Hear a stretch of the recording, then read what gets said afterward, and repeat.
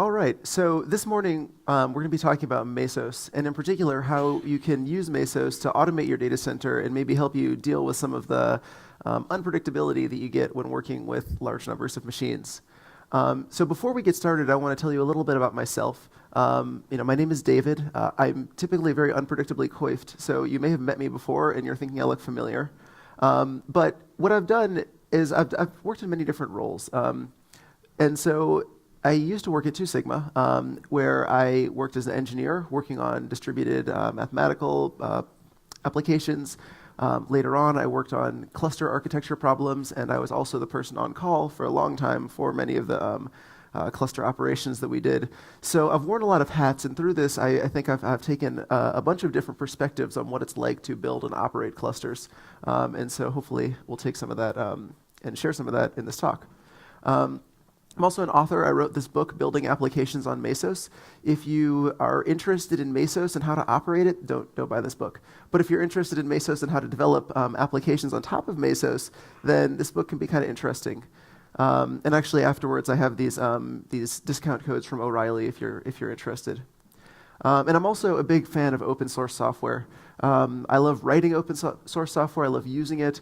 And I think that it's just really great now that we're in an age where so much of our infrastructure, so much of our deployment tooling and monitoring systems are open source, because companies have finally realized that the business value in software is in the applications and in the specifics in our industries, and it's not in how do we manage a fleet of servers. And so that's really exciting because we can collaborate in this space together. So today this talk is going to be in 3 parts. And so first I want to talk about what container orchestration is and what containers are. After we kind of go over some of the high-level ideas in the space, then I want to talk a little bit more about why you should consider using Mesos perhaps over other alternatives. And then lastly, I want to give you some pointers and tips on how you can get started with Mesos and how you can actually apply it yourself. So let's get started. Who has heard of containers? All right, so that's pretty much everyone. How about container orchestration? All right, almost everyone. So container orchestration is this really interesting new space. It's kind of, I like to think of it as the spiritual successor to cloud virtual machines. And although today I'm only going to be talking about Mesos, just to give you kind of the context, Mesos, Kubernetes, and Docker Swarm are kind of the big players in the container orchestration space. So if you've been reading about Kubernetes or Docker Swarm, a lot of these same ideas, from Mesos will apply to those and vice versa. So what are containers? Well, to me, containers are these 3 things together. It's application code. So we can take our program, we can compile the binaries, and we can take those. We can take that and combine that with the operating system. So whether you're using CentOS or Ubuntu or Debian, we're going to take both of those things together, and then we're going to stick them, and this makes the container. But we have this extra little magic pixie dust that's fantastic, which is that we get this resource isolation, this ability to take our machine and to subdivide it so we can say, well, this machine has 8 CPUs and 16 gigs of RAM, but 1 CPU and 1 gig of RAM and a different operating system and my application, this little thing is a container, and I'm going to put it right there. So there's a lot of benefits to using containers and having containerized architectures. And the first benefit is that containers, they're really easy to deploy. And the reason is that containers are batteries included. When you get a container and you download it, it has everything you need. And what that means is, who here has ever tried to deploy an application that depended on system libraries, where you have you compile it and then it's great, you have it on your developer machine, and then you roll it out in the production machine and you're like, oop, wrong version of libxml, it doesn't work, it's just seg faults. It's a very frustrating problem. And so some of us have gone to the JVM, some of us have gone to language like Go, but now that's kind of almost a moot point, because with a container, we can take our entire environment, including dynamically linked libraries, including the operating system, and package that all together in the container. The second benefit of containers that I think is really great about them is they're really easy to reproduce. And the reason is that these container images, this code plus operating system plus libraries and all that stuff, it's immutable and it's stored somewhere. And what that means is that when we want to scale something up, if we have one container and we think it's great, then we can just clone it a couple thousand times, and suddenly as our load increases, we can just have dozens or hundreds or thousands of the same container, and because these things are checksummed, we can trust that if we rolled out our container to 10 machines, we can also roll out our container to 10,000 machines, and we can see the same predictable results. The other benefit of containers that I really like is that they're really easy to build into your infrastructure. So who here watches Silicon Valley? All right, so for those of you who haven't seen it, it's a depressing documentary about the realities of being a software developer. And so there was this episode in the latest season where they talk about the box. And a container is like the box. It's this place in your data center where there's a little empty slot, and you say, man, I need a load balancer. And so you go to the load balancer container, maybe Nginx or HA Proxy, and you add that container to your infrastructure, and then you link it via the network to your application, maybe to your DNS, and you're kind of done. Or maybe you need a container that runs your database. Then you just drop that into this little slot, which is very kind of unassuming. You don't care how it works. You can treat it as a black box. And I think this is really great because when we do want to actually install, or we do want to kind of add new pieces of functionality to our system, we at the moment we can use things like APIs and software as a service to be able to integrate with third-party tools. But with containers, we can treat a third-party tool as a black box that we can just drop into our system and have it be managed by our orchestration framework. So containers, they're really great. And container orchestrators are really important. Container orchestrators is basically, it's the controller that decides where and when to start containers. Now, container orchestration and containers, there are some serious challenges that are really a problem. So one of the problems is, how are we going to automate operations? Everyone here is hopefully using Chef or Puppet or Ansible or something like that to do things like roll out new machines, to handle things like database failovers, and over time, as we build our systems, we get more and more of our operational knowledge encoded into our infrastructure automation. One of the big challenges with containers, though, is that you can't take your Puppet or your Chef scripts and just use them with containers. Because one thing that containers do is containers say, well, you know what, we don't care about machines anymore. A container is just a container. We'll run it wherever. And that flexibility is great because we can get efficiency with our infrastructure. We can subdivide our machines to be able to pack more jobs into the same space. But when we start running our databases in containers and we start wanting to do like A/B testing with our containers, a lot of the tooling that we built up to do that, it doesn't really work anymore. So how do we address that? Another problem is, how do we actually migrate from our existing infrastructure? Does anybody here have use a Linux distribution that isn't a normal one in their deployments? All right, so I saw a couple hands. So the rest of you are being shy and not admitting the fact that you've heavily patched your Linux distribution. It's Ubuntu-ish, or it's CentOS-ish. This is a serious problem, right? Because you can't just Dockerize these things that have been so heavily customized and modified. How do we actually address that, and how do we do these migrations? Because a lot of the container tooling today kind of assumes that everything is already Dockerized. Dockerized means you've converted your applications into containers already. And that's a pretty strong supposition when we're trying to move to containers, which kind of implies you haven't done that yet. The third real challenge, I think, with containers is, how do we actually manage database storage? Containers right now have become super popular for all of our stateless services, whether they're load balancers or caches or your web application tier. But when it comes to databases, try running Cassandra in a container, because that container dies and it restarts somewhere else in your cluster and all the data is gone. This is a real problem if you're doing things like storing any data at all, really, if you stored the data. So these are some challenges, I think, that are really a big problem. And so how can we actually address these? Well, I think that Mesos actually has some great solutions to these that I want to tell you a little bit about now. So why should you consider using Mesos, particularly considering Mesos over, say, Docker Swarm or Kubernetes?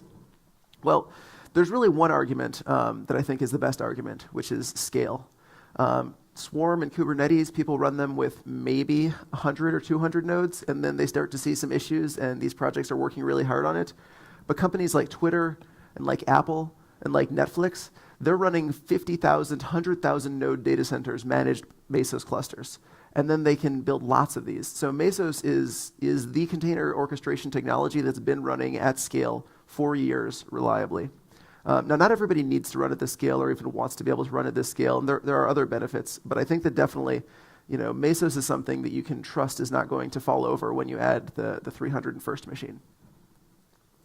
So there's two things that I think that are really unique about Mesos. These are sort of, in my mind, the differentiating features of Mesos as compared to Docker or compared to Kubernetes.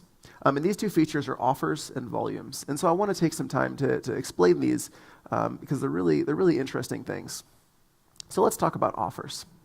So if you want to run a container in your framework, you tell your system, you say, hey, I want to run this container. Let's run it. And you could think of this as like ordering up a container. You say, I'd like one container, please, running my application. Now, I'm going to give you a little story by analogy. So suppose you're hungry, it's late at night, and so you figure you'll go to McDonald's. You'll get some dinner or whatever. And so you go to the drive-thru, and you say, all right, I'd like a cheeseburger with fries, please. This is an entirely reasonable request. And so, of course, the person who takes your order says, sure thing, that's coming right up. And so you're sitting there in your car, and you look around a little bit more, and you realize, you know what? This parking lot's kind of empty, actually, and it looks like they just all the employees just kind of went home.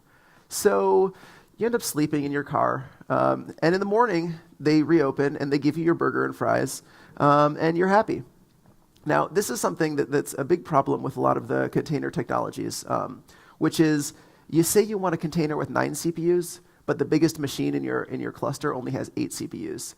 And so the orchestration framework's like, great, I will launch that container as soon as I find 9 CPUs, which you don't necessarily realize as soon as I find 9 CPUs also means never. So I think that you should have a choice, and Mesos thinks you should have a choice. If you want to, you can wait for tomorrow. You can sleep in your car, and you can be hungry. I mean, I guess being hungry while asleep is easier than needing to wait during the day. But maybe the problem was they didn't have any fries. And so if they gave you a choice, they said, hey, we have some apple dippers, and you could eat these apple dippers instead of these fries.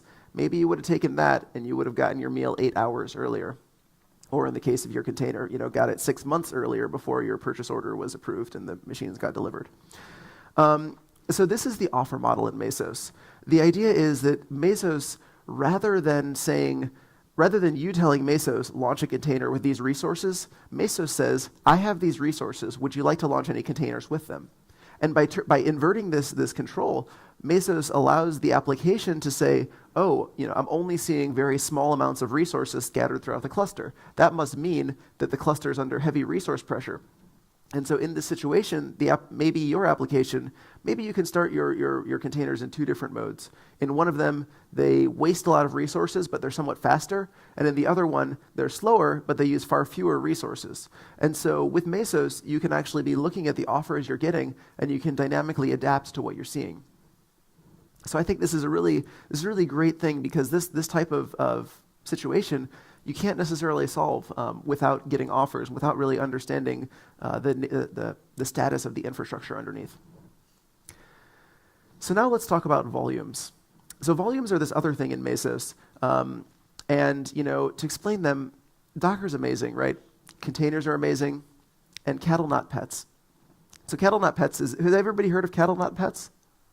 All right, so I'll give you a little kind of background. The idea is pets have names. You name each one of your pets. You give them maybe a human name like Spot or Bob. Well, maybe Spot's not a human name, but and you raise them by hand from when they're kittens or puppies or goldfish. And when they're ill, you take them to the vet. You nurse them back to health. On the other hand, cattle have numbers. Cattle are pretty much identical. I mean, maybe if you name your cattle and you have Bessie or whatever, that Bessie is really your pet. You're probably not going to eat Bessie. But when a cow gets sick, you just replace it. That's the nature of cattle. And so the idea is that with containers and with infrastructure, we want cattle. We don't want pets. We don't want to lovingly hand raise our database and worry about the fact that the RAID controller is a bit ill and we need to replace that disk very quickly, and call an emergency surgery. It would be really nice if we could just say, this RAID controller is broken. Let's just swap it out for something else, not worry about it too much. So how do we run our database on Docker? That's a good question. So I asked myself this. I said, how do I run my database on Docker? So I went to Docker Hub, and I found the official MySQL repository. This was very promising in my mind. I mean, it's official MySQL on Docker. This is going to work. And so I scroll down and I say, oh, a caveat section, where to store data. Well, this sounds interesting. I wonder, where should I store my data? So I look a little bit closer. And if it's not popping out at you, the places you can store your data are you can either make it hard to locate, or you can not use the container system at all to store your data. Great. How is this helping me? This is a real problem. And so the solution, or the problem, the way that Mesos solves this is that Mesos actually lets you decide, do you want a local disk on a specific machine, or do you want some network-attached storage, something like a NetApp appliance or like EBS if you use the Amazon cloud. So if you use a local disk, Mesos has this feature called internal volumes. The idea with internal volumes is that your Mesos application can actually track the fact that there's a specific disk that's been allocated on a specific machine, and you can reserve this for your one application, and it's isolated and it's just yours. And you can track this disk through the machine restarts and through your container failures. Now, it is up to you, the application developers using this feature. You need to decide how often you're going to back up, how you're going to back it up, how you're going to manage replication. On the flip side, though, this is the only way that you can have direct access to the disk. So if you have high-performance SSDs, you are going on the same machine directly to the I/O controller, and you're mucking around with the bits right there. This is much faster than the other option, which is this network disk thing, which in Mesos is called an external volume because it's external to the machine that you're running the process on. Now, Kubernetes and Swarm also have this thing like external volumes, this idea that we can allocate a disk, we can attach it to the container, and when that container fails, we can start the container somewhere else, and we can reattach that disk to the container, which is running somewhere else. And so this is great. It's much easier to use because we don't need to worry about problems and concerns like how are we going to back up? How often should we back this up? When should we back it up? Where should we recover it to? Because instead, all of our data is stored across the network. So with Mesos, it's nice because you have both of these options. And in particular, Mesos is, to my knowledge, the only system that has first-class and actually used in production APIs to be able to get high-performance disk for your databases. So this is offers and volumes. And if you take away anything from this talk related to Mesos, then you should take away this idea that in my mind, the distinguishing features of Mesos are offers, which is that when you don't demand resources, instead you're offered resources that you can choose to accept, and you can understand the state of the cluster by looking at those offers. And you have these flexibility with the volumes or the disks that you have, whether those disks are internal to the machines that you're running on or whether they're external to them. So hopefully now maybe I've given you some reasons that you should consider using Mesos, right? Scale and some pretty neat features that they have. And maybe you're thinking now, how do I get started? Well, that's a good question. But you need to ask yourself, do you want to do this the easy way or the hard way? Supposing you want to do this the easy way, then there's this platform called DCOs. And DCOs is a Mesos distribution from a company called Mesosphere. The Mesos, in my mind, I really think of it as it's like a kernel. Like the Linux kernel, none of us are going out and downloading the Linux kernel and then running the Linux kernel and saying, I run the Linux on my computers. It's great. That doesn't work. In fact, there's huge amounts of things that are missing. We need a distribution, something like Red Hat or Ubuntu or whatever. So with DCOs, it comes with a lot of stuff built in. It handles things like service discovery, that is how your containers are going to find each other and how you're going to find those containers. It manages your DNS for you on your cluster so that all your service discovery is linked up with your DNS, and so that you can use host names or sort of dynamically generated container names to find your applications. It sets up Docker and sets up all the Docker integrations with Mesos so that whether you want to use the Mesos Docker integration that uses the Docker daemon, or whether you want to use, Mesos actually can run Docker containers without the Docker daemon. DCOs handles all of this for you. It installs it, it provisions it. DCOs adds authentication. So if you have multiple users who all want to share, who need to share the same Mesos cluster, you can have administrators, you can have users, you can have some multi-tenant protection guarantees. DCOs has load balancers built in so that if you're trying to host externally visible web applications, you can have your applications running on the DCOs cluster, your load balancers on the DCOs cluster, and then connect those to the external internet. And it also has a bunch of third-party integrations that I'll talk a little bit more about in the next slide. Things like providers like Microsoft Azure, which is actually running DCOS, and or Packet, or some of the, which helps you to host your DCOS clusters. And also DCOS has lots of integrations with infrastructure technologies, things like container networking and performance monitoring tools that I'll talk a little bit more about some of those. On the other hand, you have to handle a few things that are pretty big problems, actually. So one of those things is it's up to you with DCOS to figure out metrics. So when you're operating a cluster, as John was saying, visibility and understanding what's going on, this is a critical thing. And so you need to figure out how are you going to store your metrics, log your metrics, how are you going to generate alerts, actionable alerts from those? This is up to you. The other thing that DCOS isn't really helping you with is logging. Although DCOS does have a lot of tools to give you access to the logs on all the machines in your cluster, it's still up to you to come up with a centralized logging solution. Many times in the past, I've used very successfully a combination stack of this thing called ELK, or the Elasticsearch Logstash and Kibana, and I've used that for metrics and for logging, and then another tool called Riemann, which is this rules engine that makes it easy to generate alerts. Those have worked well for me, but this is something that really you need to figure out regardless when you're deploying a cluster. Now, DCOS has a bunch of third-party integrations that I just wanted to kind of point out a few of them that are pretty cool. Packet is a company that actually they rent physical hardware in their data centers, and they can automatically provision DCOS clusters on those for you, so that you can, I think that it's either a web form or you call them up, and they will, provision you with your own Mesos cluster, and you can be off to the races in a couple hours or less. Sysdig is a distributed performance insights tool for containers. It helps you to analyze the CPU usage and memory usage and disk usage of your applications to kind of identify performance bottlenecks or issues and debug them, particularly related to performance. And Calico, besides having a really cute logo, is a container networking infrastructure technology. And so what this lets you do is it brings containers even closer to being like virtual machines, in that each one of your containers can actually have its own IP address that is distinct from all the other containers. And so like all of your containers could bind to port 80 so that you can visit your containers right from your browser and have that all just work without needing to change the port. And so these are some of the great tools, and also besides giving them IP addresses, you can make things more secure because you can control the network flows. And so this is great. The DCOS bundles all this stuff together. The commercial company behind DCOS, Mesosphere, actually works with these various partners to be able to integrate this stuff so that when you do want to take these new technologies for a test drive, it's much easier to do so because they've already went through a lot of that integration heavy lifting work. But maybe this doesn't appeal to you. And you think, I want to do this the hard way. I want to do it all myself. I want to choose everything myself, and let's just do it that way.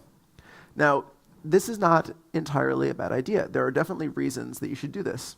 So some of the pros for trying to do all this work yourself is that it's much easier to integrate with existing tooling. When Netflix began to move to Mesos, there was a talk recently at QCon in New York about this, and what they talked about was how by building their own Mesos distribution, they were able to deeply integrate with all of the existing Netflix deployment infrastructure and continuous integration and continuous delivery infrastructure, to the point where they were able to actually make each container in Mesos look like an AWS machine like they used to deploy to, so that they did not need to change the applications or how the applications were built and deployed and run. Instead, they were able to customize the Mesos distribution to run their existing tooling and their existing infrastructure completely unmodified, well, mostly unmodified, which is a much easier way to port things over and begin to switch to a containerized infrastructure. And really with this, the reason you want to integrate with existing tooling is it makes it easier to migrate from a legacy environment. Another project that I've worked on with Mesos, we had this problem of a Ubuntu-ish operating system. It was pretty Ubuntu-ish, but it had thousands and thousands of lines of chef scripts that would heavily modify the kernel and the system libraries and patch things in special ways. And so this was a real challenge because it wasn't easy or straightforward for us to just turn this into a Docker or base image. And so what we did was, with Mesos, you don't actually need to use Docker to take advantage of containers and orchestration. In fact, you can run your processes from the host file system, and you can be running essentially in a mode that makes it look like you're just using kind of a remote launch a process on your various Mesos agents. But the benefit is that now you get the CPU and the memory isolation, you get the network isolation, but you don't have to worry about how the operating system is configured. You don't have to, if you have multiple teams deploying at the same time to one machine, where one team manages patching the system libraries and one team manages updating the application, they can continue to do their processes, their business processes the same way that they did before, and you can still take advantage of the containerization and the coordination that Mesos gives you. Now, of course, if you do this, you do have to make all the decisions. And so, for a lot of us, we're constantly making decisions throughout the day when we're writing software. And so this can be really mentally taxing to be trying to make, to decide every single piece of technology, whether it's how are we going to do authentication, and how are we going to do DNS, and how are we going to do load balancing and service discovery. And, this is definitely, it's a lot of work to make those decisions. And not only do you have to decide, but you actually have to write all that code. There's a lot of, DCOs is not just a curated selection of packages. There's a lot of other glue that they stuck in there to make them all work nicely together. And this is absolutely doable. It's how Netflix rolled it out. DCOs only came out maybe 6 months ago or a year ago. And so of course this is how Twitter rolled out their system. This is how a lot of the other companies that were using Mesos in years past, everyone had to do it this way. So it's certainly something that's doable, but it is something to be aware of, right? Which is that you have potentially a lot more work if you want to do it yourself, with the advantage that you can build much deeper integrations from the get-go. So I want to give you some tips to get started with Mesos, because it can be bewildering coming to a new ecosystem and wondering how to accomplish something. And so what I really want to point you at is how do you actually start running a container? What's the easiest way to get started with that? What is the easiest way to do service discovery? And what is the easiest way to take your new containerized application running on Mesos and connect that to the internet so that you can put a domain name and have requests from a domain go into your cluster? So the first tip is, to launch applications, you should use Marathon. Marathon is the easiest way to run stateless services on Mesos. You can just post a simple JSON descriptor to it that has things like either the Docker image or the path on the host machine that you want to run the application from. You specify how many CPUs and memory you want, and then it'll go and launch it. Now, one caveat is that Marathon, because of the API that Marathon exposes, you aren't really able to take advantage of the offers system, so it is possible to ask Marathon to launch something that will never launch. But Marathon will eventually tell you that this is probably not going to happen. Now, the really nice thing about Marathon is it's not just for getting started, because Marathon actually uses Zookeeper to store all of its state. And what this means is that you can start 2 or 3 copies of Marathon on different machines, and if one of those copies crashes, the other one automatically takes over. You kind of get high availability by default. And similarly, you can talk to any one of the Marathons in order to make changes to the configuration.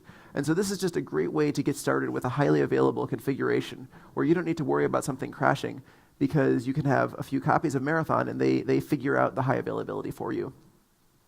Marathon also does have support for running stateful services using those external volumes, so you could potentially start a MySQL container and have it allocate some storage in some network attached storage system and have that storage follow you from place to place. This isn't something that I myself have used, and it's a very new feature in Marathon, but it is there, and I'm sure over time it'll get better and more robust. So for finding your applications and doing service discovery, I like to use Mesos DNS as a good way to get started. This is an architecture diagram of Mesos DNS from the past. And the reason I say it's from the past is that you can see that it says Mesos slave over there. Now, Mesos, when Mesos 1.0 came out, which was in May, when that came out, we changed the name from slaves to agents. So you'll still see this in various pieces of code where some things will refer to slaves and some agents. Regardless, the slave or the agent is the machine that actually runs on every node in your cluster and kind of controls those machines. So Mesos DNS is a really powerful tool, because what it does is it slurps all of the metadata about all of the services and containers running on your cluster from the Mesos masters, and then it generates DNS records for you automatically. And Mesos DNS then serves as the DNS resolver for your cluster. So when you want to run some application, or when you want to find some service or some application running, you can just use DNS to discover where that application is running. Now, I do have a caveat to give you, which is, who here has heard of A records or CNAME records or ever dealt with DNS before? Okay, so with DNS, most of the time we're using these A records or CNAMEs, which is where, when you type in your web browser, you type in a domain name, and then that domain name maps to an IP address. Now, in a containerized infrastructure, remember, usually we have one IP address per agent, not one IP address per container. And so as a result of this, how do you know what port the service is running on? Well, Mesos DNS actually, by default, generates a different type of record called an SRV record, or a service record. And service records have this port and IP together. This is something that every language that has the ability to use DNS, which, spoiler alert, that's every language, does have a way to interact with service records and be able to get the IP and port information out of them. But it is something you need to be aware of. And Mesos DNS, I believe, actually does work with the container networking infrastructure, these things like Calico and the IP per container. So it is possible to have Mesos DNS generate A records so that you don't need to deal with this extra layer of SRV records. The last thing you should know about is how do you actually set up your proxy system? Because at this point, we've kind of, by using containers, by using Mesos or Kubernetes or Swarm, we've got ourselves into a situation where we have dozens of containers running across dozens of machines, and they're all bound to random ports and random IPs. And I really want to make it so that I don't know, David.com is routing to the correct service, the front end service, and the front end service goes to the back end, and so on. So this idea, this thing that bridges this gap, is an edge proxy, because it sits on the edge of your network and it connects to the external internet and the internal network. Now, there's two edge proxies that I've enjoyed using because they're really easy to use, and their names are Marathon LB or Bamboo. Now, both of these proxies, they're really just HA proxy under the hood, but they're HA proxy with some magic configuration that tracks the location of all the services in your cluster and dynamically regenerates your HA proxy configs on the fly so that your HA proxies on the edge are always pointing at the correct services inside of your cluster. Now, I could start talking at this point about other things. I could talk about how do you run databases on Mesos and how do you run this and that. But for the rest of it, it's actually pretty easy. Suppose you want to run Cassandra on Mesos. Then you use the thing called Mesos Cassandra. Or maybe you want to run Kafka on Mesos. It's Mesos Kafka. For the most part, beyond these things of Marathon, Mesos DNS, and Bamboo, those have funny names, or they're not necessarily the thing you'd think of first to get started. But pretty much everything else has a name like whatever the thing is plus the word Mesos. So at this point, we've talked about what container orchestration is and what are containers. I've tried to motivate why you should think about using Mesos, which is the scale, the offers, and the volumes, and the way that it manages disks. And then I've given you some pointers on how to get started with Mesos, either installing it yourself or using DCOs, and some of the tools that you can use for that. So with that, we have a few minutes to answer questions about Mesos. Thank you.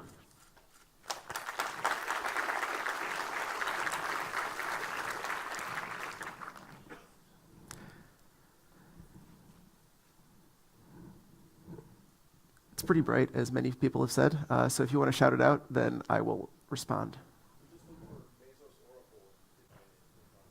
The question was, we looked for Mesos Oracle and didn't find anything promising. There was a problem with that request, which was Oracle. No, but I think that really when I think about the kind of the model that Mesos pushes you towards, often you can use big containers, but many of the really big databases, they still don't, there's kind of an impedance mismatch between a containerized environment and some of the more like mainframe-y or big iron-y environments. And that thing, I think, is really that one of the really deep differences is that when you're running something like Oracle or SQL Server, frequently you want to be running that on hardware that has RAID controllers so that you have a lot of disk redundancy so you don't have to worry about kind of the backup and restore and process migration. This is actually something that Mesos has some really cool features for doing this if you write your own coordination framework for Oracle. And by that, what you can do is you can actually tag machines with the specific types of resources you have. So Mesos has a first-class notion of the fact that it's running on a heterogeneous cluster. And so you can do things in Mesos and say, well, this machine should only ever run Oracle, should only ever run jobs that are part of the Oracle group, and it has these special disks that should only be allocated to this purpose, and various other hints so that you can build smarts into the system for that. I think that most people nowadays are running a lot of Kafka, Cassandra, some people using MySQL and Postgres on Mesos. But I think that those have just seen more uptake or seen more use because of the open source nature of them.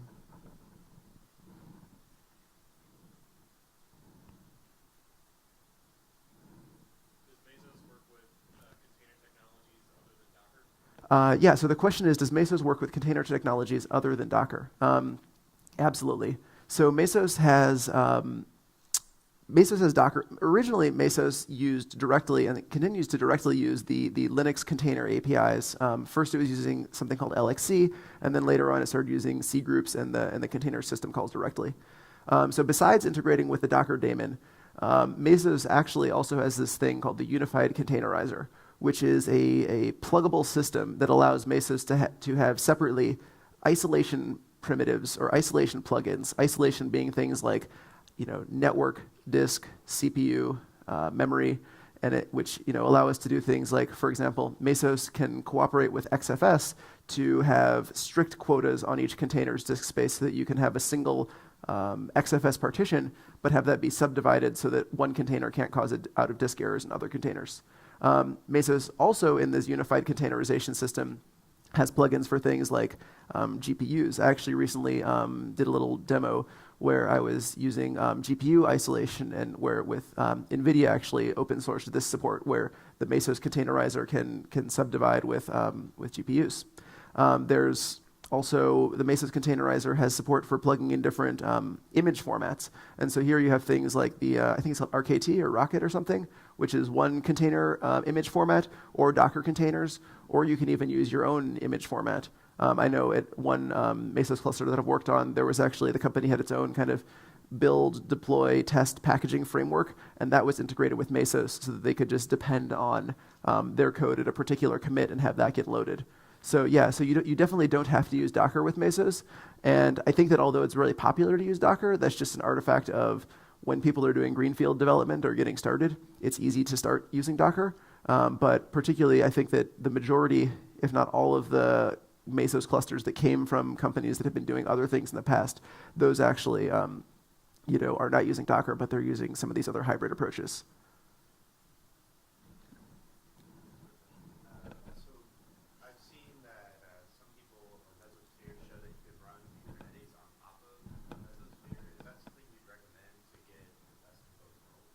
Yeah, so the question is, there's been demos showing that you can run Kubernetes on Mesos, and should you do this? It's an interesting question. So now what I do is I actually I consult on Mesos related stuff. So I have this bias, I guess, which I will be apparent about. I think that Kubernetes is a great technology, but Kubernetes is really designed to be a complete solution to all of your problems. I don't think that it necessarily solves all of your problems, but it's meant to be a total solution. So one of the things that you get with so you can do this. Would I recommend it? Probably not. I don't think that there's enough commercial interests that have a vested interest in that, unless you and your company want to be the ones to be funding this development. There's a lot of risk in work using that kind of an unsupported thing. But one of the real advantages of using Mesos is the fact that you can develop these custom frameworks. And by doing that, where Kubernetes says, here's how you're going to declare your architecture, here's how it's going to be operated, and so on. With Mesos, you can have things where, Twitter built something called Aurora, which is very closely linked with the way that they do Canary deployments, which then scale up, and the way that they do sort of rolling upgrades to make sure that they don't lose too much capacity in their caches when they're upgrading those. So Twitter built Aurora. There's another company called HubSpot. They have a big blogging engine network. And HubSpot built a different tool called Singularity. And Singularity is very much integrated with the way that HubSpot wants to do upgrades and deployments and so on.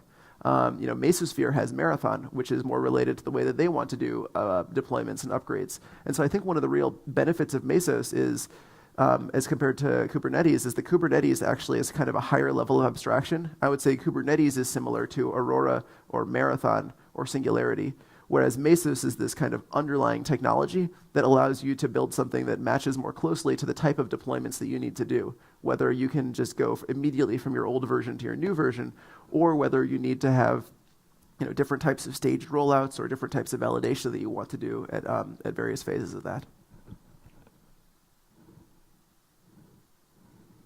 Yep.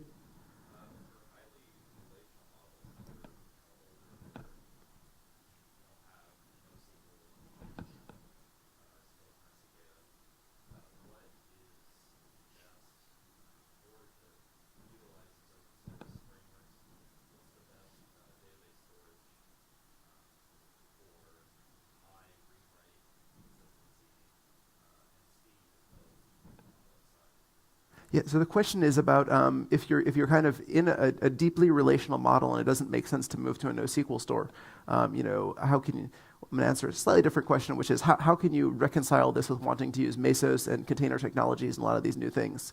The approach that I would take is I would say, don't try to reconcile it. Just continue using what you're already using. I know of there's a few companies that have proprietary frameworks that manage MySQL and Postgres clusters with replication and with automatic backups and recovery and all of that stuff, so that you can just start your, and I know there's also people working on creating open source versions of this as we speak, but certainly I know of some of these proprietary implementations that actually have just, maybe you've ever used or heard of Amazon RDS, I believe. It's sort of a managed, SQL database system. So this thing can be done with Mesos and can be done really effectively. And so the idea here, is that you're not trying to move your data model or even have to rewrite any of your application code. You're just running your databases in this context where through containerization and through automatic backups and automatic operations, you can eliminate that headache of needing to babysit your database machines and freak out when you get paged about some error, and instead the robots can fix it for you. So with that, I think we're out of time. Thanks again, and I have these coupons here for discounts on the book if you're interested. Thanks.